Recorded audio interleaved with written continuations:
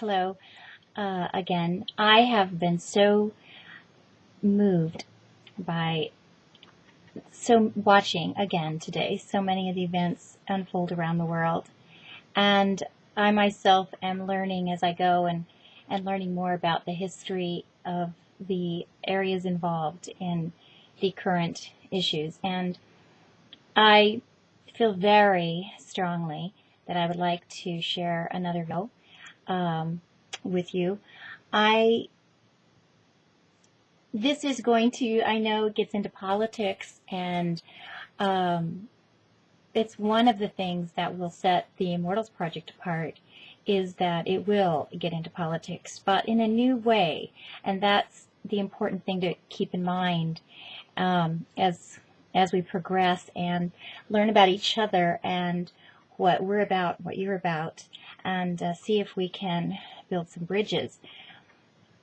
I want to say that the situation in Egypt is so understandable, and so many of us I know are reacting at a very a personal level watching this, and we wish sincerely the best for the Egyptian people, and not just as because of our own agendas or something like that, but because there's something in each of us that values the human rights and the basic freedoms that we want to believe these people are trying to achieve.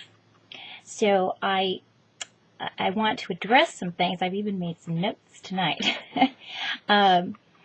We are in a precarious position in that part of the world, and I sympathize with those who are on all sides of every fence. There's reasons why people fall where they do, and why they believe what they believe, why they stand up for what they stand up for. And one of the things that is challenging for those of us in America, I think, is that so many countries have a negative view of America, and I believe, unfortunately, it has been earned in large part. I think our leaders, for so many years that we don't even remember, we weren't around when all this started, leaders' alliances with other countries have been corrupt, have had greed as their primary motivation, have really not had basic human rights for everyone as a key principle in how they went about making their decisions. So we are coming to a point where, people want that stopped. People want a different world, and they're craving it, and they're going to come out in force for these principles that resonate at the very in their souls at a very, very deep level. And we're starting to see this happen everywhere, and it should be happening. The problem, of course, is what happens after the revolution.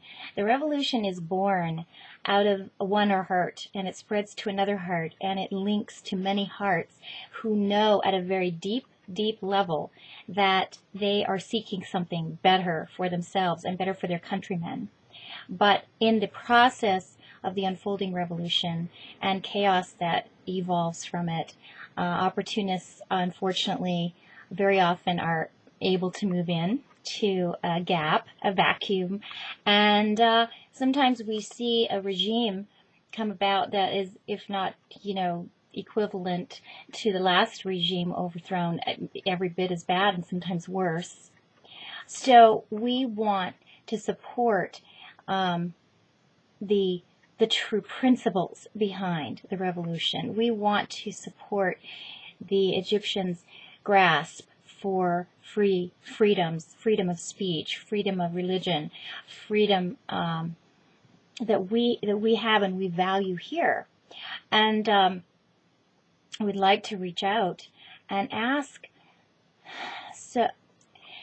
our brothers and sisters who find themselves learning about America in a negative way to realize that the people, many, many, many millions of the people in America, have not even been aware of our own our own government's role in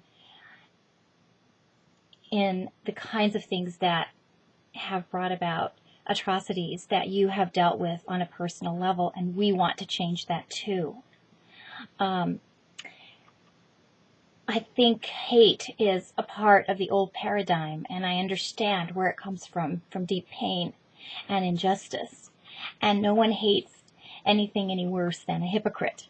And when we see nations who claim to be supporting human rights and then who turn around and foster leaders who are dictators and very, very cruel, it's hard to still trust those nations, and eventually betrayal sets in as a very valid feeling, and out of betrayal grows hatred, and then hatred can give way to revenge, and pretty soon we're in a feud that the population itself never intended to be in, and yet it's understandable.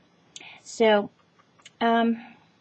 I'd like to talk about things outside of labels. It's so important because we're in a time period where each one of you has a great deal of power. The power of one is our new paradigm, and how we will share the power and watch that power that starts with one evolve and grow and spread to whole communities is going to be critical. And I think one of the steps we all need to take is to leave some labels behind and realize that there's a lot of things we have in common as humans that have nothing to do with our labels. I want to really give some thought to this. If you're human, very likely you share some things like love and longing, fear, pain, attachment to your children, and many other things we have in common. We have abilities to recognize beauty, and we have the ability to recognize injustice when we see it. And these are very real things that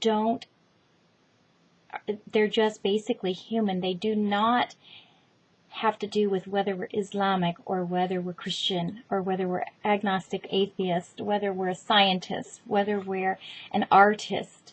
We all share these things. And I think it's important for us to start understanding that we should build our relationships now, going into our future years, based on those things we share, not on those things that divide us.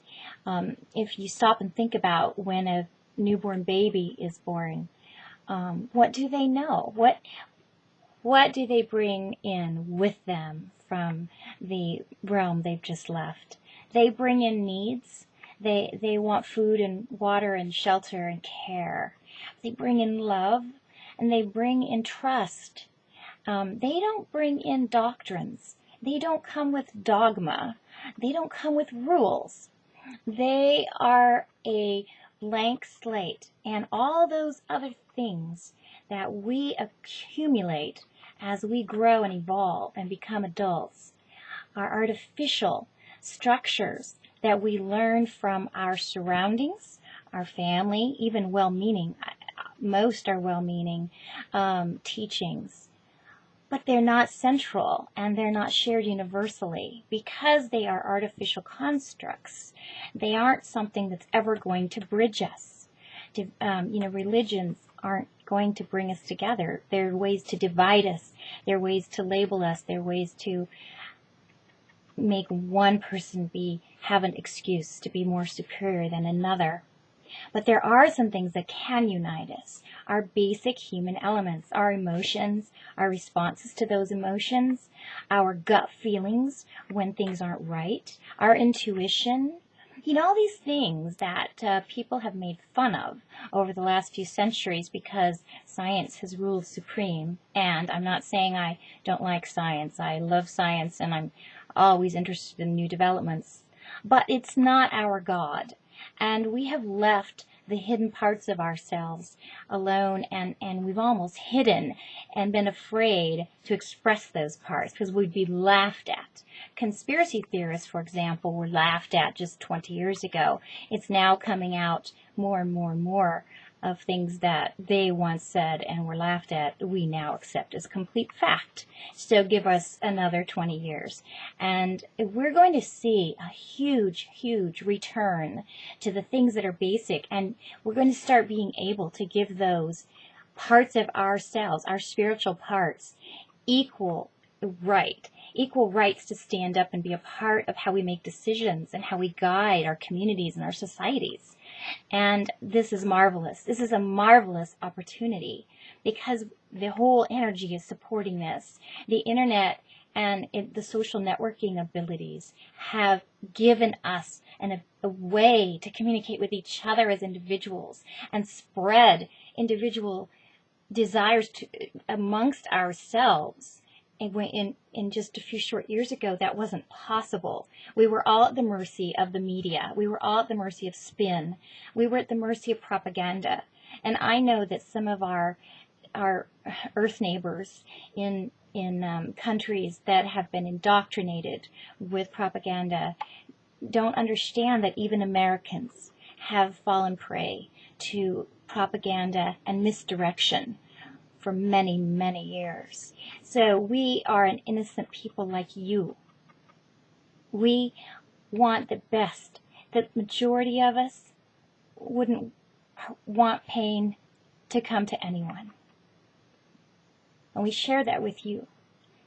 And mothers here in America feel just like you mothers in China and in Turkey and in Egypt. And a lot of mothers have been asked to deny those feelings because of the boxes and because of the artificial structures around them. And they've put those feelings down and they've sent their children out into the streets to fight. There are some things that are wrong. And now is the time where those of us that want to do this can get some courage together and we can find each other now. That's the miracle. Okay? We have a miracle in front of us. We have the internet. Hang on to that miracle. Don't let anybody mess with that miracle, because it means I can talk to you and you can talk back. Okay? And it gives the individual power as they reach other individuals and start thinking outside of the boxes. We can still have our boxes. We can still respect our religions and our beliefs and the things our families have taught us that we may cherish. But we can unify the best of what humans are naturally with the best inside those systems. We do not have to keep amplifying the worst of the systems based on the worst traits that humans have. I believe this. And I know that if you're listening, somehow, somewhere, the desire to recapture your power as one person is strong in you. And so, this is a critical time. This is a time we can't waste. Things are bound to escalate. And we need to send, all of us in the world that have the ability to send the highest thoughts and wishes for decisions being made in Egypt to those people and all the surrounding areas and to the other areas that are going to start rebelling as a result of this movement. We have the ability to watch this movement take us into one of the greatest human periods of all time. Let's not watch it just take us back to the old paradigm and hatred and feuds and who's better and who's worse. because mistakes have been made by our various leaders that we didn't even support. Please, please don't let us do this. You have the power. You, every one of you has a voice now. Every one of you. This is a lot of power. Please use it and please cherish it. You know, the Immortals Project has some scary words and some ideas that sound pretty far out. But basically, it's a way to recapture and re-honor parts of ourselves that we've been asked to hide. And it goes a step beyond, because the true visions that inspired the Immortals Project grew out of a belief in a great gathering that could occur and will occur, and now I believe is truly happening. And it is a gathering of people who begin to not just know that they have abilities and special spiritual gifts, but they know it's time to use those in conjunction with their wisdom, in conjunction with intelligence and education and their secular beliefs. Bring these things out of the darkness. Let's give them back some of the power, because believe me, there's more power in a person's intuition than you could ever imagine. I want each one of you to think about it. I want you to think what leads you to your religions, what leads you to your beliefs and your wars and your thing. It's inside of you that does. It's the things that are inside of you that lead you to have faith in something. Because deep down you know there's something to have faith in. And where you are and where you're born and who talks to you first very often captures your attention. And you throw yourself behind that cause. Because the human soul is hungry for a cause to elevate us. We know deep down inside it's time to elevate us again. We've had different eras throughout time that have sent humans into magnificent new eras with new discoveries, and it's time again. And one of our things to do this time is to clear out the trash. Honor the special things inside of us. Put them on the same scale. Put the invisible where it belongs.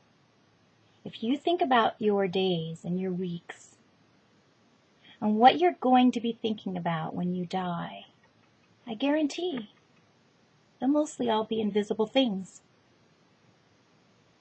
You can't see your feelings, can't see your thoughts except for what you intend so strongly that you manifest. You can't see your love. You can't see your regrets. You can't see things like knowing someone's angry at you, but you know. You can't see things you didn't stop that your heart aches for year after year that you allowed happen. You can't see the pain that perhaps someone else brought to your life. How big are those things? They're big. They're bigger than all your visual parts of your life put together. They're bigger than all the tangible elements of your life put together. 10 times, maybe 100 times, maybe 1,000 times bigger, because they even influence your perception constantly of the tangible things that you do see in your life. Why on earth did we allow our invisible natures to be defamed? When did that happen? Think about it. We want those back. We want those gifts back. We want the honor that comes with those gifts back. So, that's what's at the heart of the Immortals Project, is gathering up a group of people who's ready to do something about it all. Because the time is here. It's all here for us. We're not going to fight in the same way that we once would have had to fight. The ground has been laid by very strong and brave individuals. And our leaders, You know, the old paradigm's going out. And I know they've been in the game of politics for a long time, and it's a hard habit to break because the tendency is to keep playing the game. But you're not going to find yourselves in power very much longer if you just keep playing the game. Why don't you step out and be a human with the rest of us? My challenge to each of you, if you're interested, is to leave a note on my channel about something that you know all of us share. No hate notes. I'm not even going to leave them there. There's site after site, forum after forum for haters. You can find your way to one of those. We're doing something different here. Really different. Send me something that you know we have in common that we should fight for again. Do you know a story? A powerful story about one person who effected a change? Send me the story. Send me the video. Let's put it on here.